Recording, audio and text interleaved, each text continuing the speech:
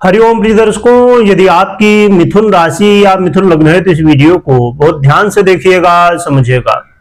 इस वीडियो में हम समझने वाले हैं 2026 आपके लिए कैसा रहेगा। 2026 का ये वार्षिक राशिफल है। 2026 में कौन कौन से ग्रहस्थितियों के परिवर्तन होंगे, उनके क्या प्रभाव होंगे और आप अपने जीवन में क्या अचीव करेंगे, उसके लिए आपको कौन से क्षेत्रों में ज्यादा फोकस करना होगा और भी सभी स्थितियों को समझेंगे। और 2026 में कौन से उपाय हैं जो कि आप करेंगे तो आपके लिए ये वर्ष बहुत अच्छा रहेगा। सबसे पहले आपको अंग्रेजी वर्ष 2026 की बहुत बहुत शुभकामनाएं, बहुत बहुत बधाई। आपका दिन मंगलमय हो, आप हमेशा उन्नति प्रगति करते रहें, आप हमेशा खुश रहें, आपकी सभी कामनाएं पूरी हों, हर तरह से आपका मंगल हो, यही भगवान से प्रार्थना है। तो आइए हम जानते हैं कि क्या कैसी गृह स्थिति रहने वाली है और क्या प्रभाव हमें मिलने वाला है। तो देखा जाए तो 3 फरवरी से लेके 10 अप्रैल तक बुध आपके राशि के स्वामी बुध महाराज जो है तो आपके भाग्य भाव में गोचर करेंगे राहु के साथ। तो ये समय उतना श्रेष्ठ नहीं है।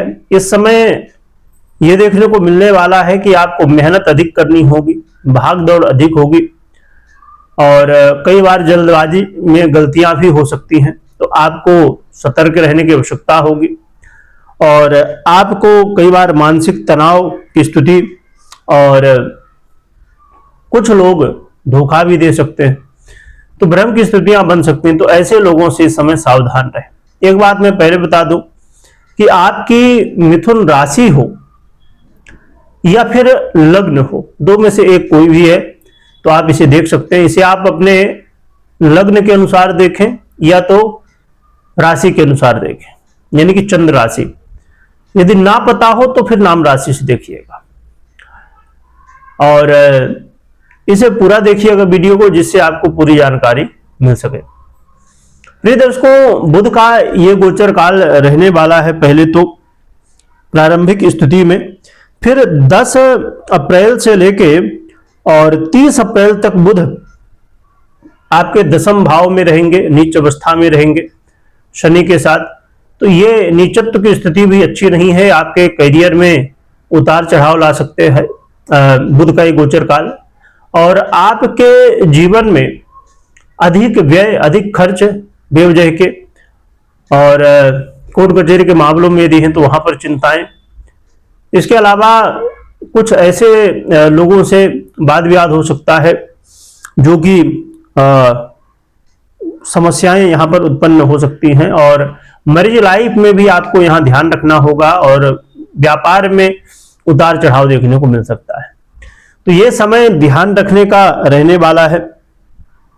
इसके अलावा देखा जाए तो फिर आगे चल के 29 मई से बुध की जो स्थिति है वो काफी कुछ आपके जीवन में बदलाव लाएगी और फिर ये 5 अगस्त तक की स्थिति 29 मई से 22 जून और फिर 7 जुलाई से 5 अगस्त का समय ये काफी अच्छा रहने वाला है। इस समय पहले तो ये आपके आय भाव में गोचर करेंगे, तो ये गोचर काल आपको धन लाभ कराएगा। आपके फॉरेन से संबंधित कोई काम है वहां पर लाभ कराएगा। विदेश से जुड़े हुए व्यापार करते हैं या आप नौकरी करते हैं तो वहां पर लाभ होगा।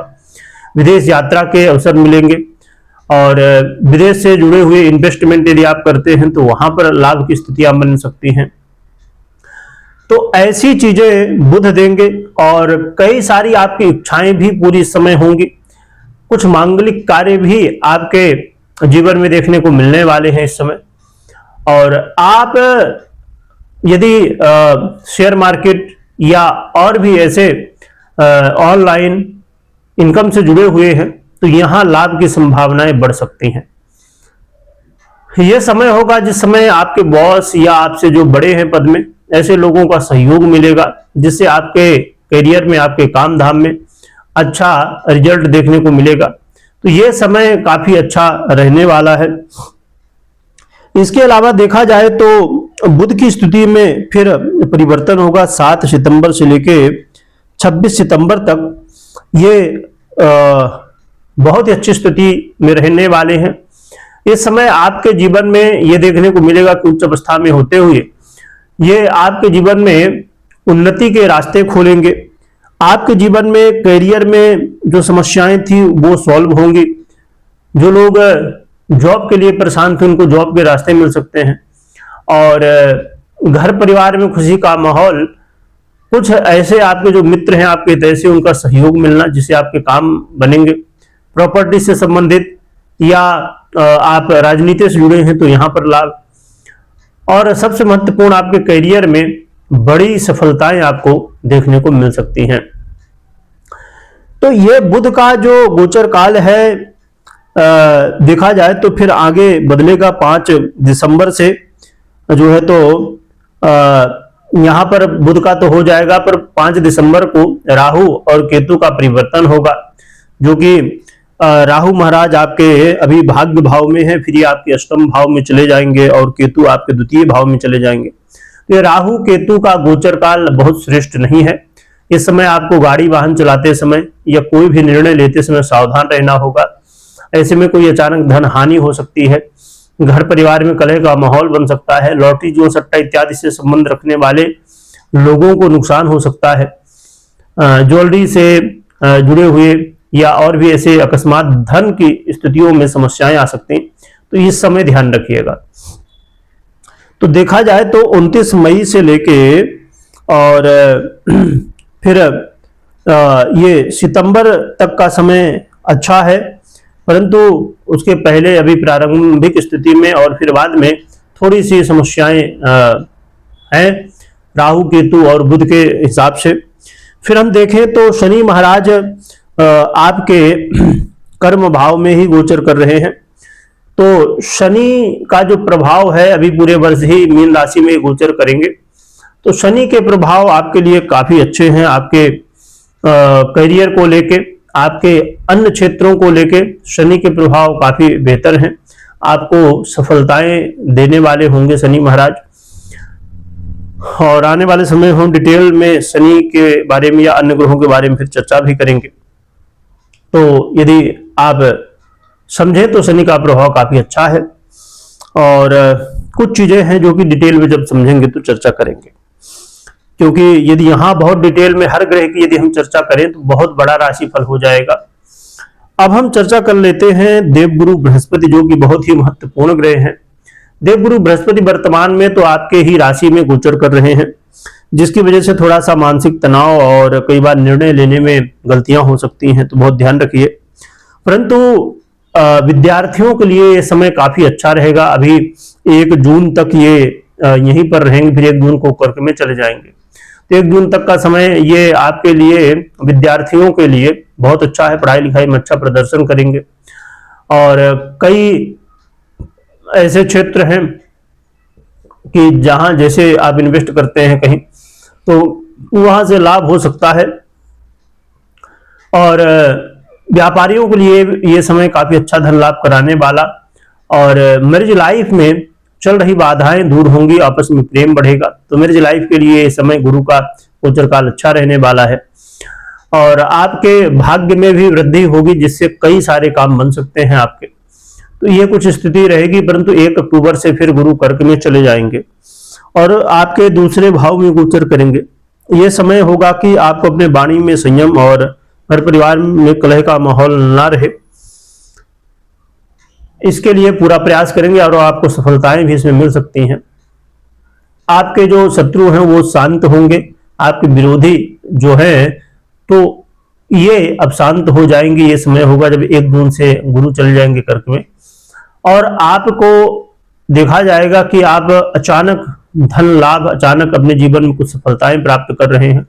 आपके करियर में बड़े बदलाव होंगे, इस समय पॉजिटिव बदलाव होंगे। और लोन कर्ज वगैरह में फंसे हैं यदि, तो ये समय होगा जिस समय इससे निकलने के रास्ते मिल सकते हैं। फिर ये सिंह में भी चले जाएंगे 31 अक्टूबर को। तो सिंह राशि में भी गोचर काल ठीक ठाक कहा जाएगा, जो कि आने वाले समय फिर हम डिटेल में इसमें चर्चा करेंगे। तो हमने समझ लिया आपके बुध महाराज को भी, गुरु को भी, राहु केतु और शनि को भी। तो ये कुछ ये वर्ष रहने वाला है। तो देखा जाए तो आपके लिए 29 मई से लेके और 26 जैसे 29 मई से लेके 22 जून और फिर 7 जुलाई से लेके 5 अगस्त और इधर 7 सितंबर से लेके 26 सितंबर, लगभग कहा जाए कि 29 मई से, यानी आप जून ही पकड़ के चलिए, तो जून से लेके सितंबर तक का समय ये काफी अच्छा होगा। गोल्डन टाइम आपके लिए कहा जा सकता है। तो इस समय का काफी अच्छा उपयोग करना चाहिए आपको। इस समय आपके जो काम है उन्हें कर लेना चाहिए, जो भी काम हो। डिपेंड करता है कि कौन से काम है ये भी। तो यदि आप अपना डिटेल में राशि फल अपने पर्सनल कुंडली के अनुसार समझना चाहते हैं तो जरूर अपनी पर्सनल कुंडली में चेक करें, या तो चेक कराएं कि कैसी क्या ग्रह स्थितियां, कैसी दशाएं चल रही हैं, ग्रह कैसे हैं आपके कुंडली के अनुसार। क्योंकि देखिए कुंडली का बहुत बड़ा महत्व होता है। अब हम उपाय भी जानेंगे, परंतु कभी भी कोई भी निर्णय आपको लेना हो तो अपनी पर्सनल कुंडली विश्लेषण के बाद ही निर्णय लीजिए। वैसे भी 2026 आने वाला है, तो आपको जरूर चेक करना चाहिए कि क्या कैसी ग्रह स्थितियां हैं। और अब हम समझते हैं कि क्या उपाय करें जिससे 2026 हमारे लिए अच्छा रहे। तो आप भगवान विष्णु की आराधना कर सकते हैं, विष्णु सहस्त्र नाम का पाठ कर सकते हैं, भगवान विष्णु की पूजा कर सकते हैं मां लक्ष्मी के साथ में, और भगवान गणपति की पूजा कर सकते हैं। प्रेष अथर्व शीर्ष का पाठ कर सकते हैं, ओम गणपतये नमः और ओम नमो भगवते वासुदेवाय नमः। ये अन्य भगवान के मंत्रों का जप कर सकते हैं, जिससे आपको सहयोग मिलेगा। भगवान विष्णु की कृपा यदि हो जाए तो आपके जीवन में बहुत ही अच्छा ये वर्ष रहेगा। और भगवान विष्णु को प्रसन्न करने के लिए जो भी आप कर सकते हैं तो करें। तुलसी अर्चन भी बड़ा महत्वपूर्ण रोल निभाता है। भगवान विष्णु का तुलसी अर्चन यदि किया जाए तो उससे भी काफी ज्यादा भगवान की कृपा प्राप्त होती है। बाकी आप अपने पर्सनल कुंडली के अनुसार उपाय आपको करना चाहिए। इसमें एक बड़ी महत्वपूर्ण स्थिति है, हमने चर्चा की थी कि आने वाले समय में जब 2026 का वार्षिक राशिफल हम जानेंगे तो उसमें चर्चा करेंगे।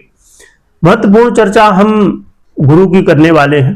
देवगुरु बृहस्पति आप जानते ही हैं कि 2025 से लेकर 2032 तक लगभग 8 वर्षों का समय है, जिसमें ये अतिचारी अवस्था को प्राप्त है। ये अतिचारी अवस्था प्रिय दर्शकों बिल्कुल भी अच्छी नहीं है, क्योंकि प्रथम विश्व युद्ध की बात हो या दूसरे विश्व युद्ध की या फिर कोरोना की बात हो, ये देवगुरु बृहस्पति की अतिचारी अवस्था का ही फल था। तो अतिचारी अवस्था में ये आ चुके हैं। हमें हर एक स्थिति परिस्थिति के लिए तैयार रहना चाहिए, चाहे वो फाइनेंशियली हो या फिर अन्य किसी भी तरह हो। तो हर एक स्थिति परिस्थिति में हमें तैयार रहने की आवश्यकता होगी। ज्यादा डिटेल में से हम चर्चा नहीं करेंगे, आने वाले समय में यदि आप लोग कहेंगे जिसमें हम डिटेल में समझेंगे। परंतु ये आप ध्यान रखिए कि कुछ भी हो जाए, हर एक स्थिति परिस्थिति से कैसे हम बाहर निकल पाएंगे, इसके लिए हमें तैयार रहना है। और एक बात ये ध्यान रखिए कि डरिएगा मत, कर्म करिएगा, क्योंकि जीवन में जो बदलाव होगा वो कर्म से ही होगा, ना कि डरने से या बहुत कुछ सोचने से। तो कर्म करेंगे अच्छे तो अच्छे फल भी मिलेंगे। तो ये उपाय करिए। भगवान विष्णु भगवान गणपति की जयकारा लगाइएगा, स्मरण करिएगा। वीडियो देखने के लिए बहुत बहुत धन्यवाद।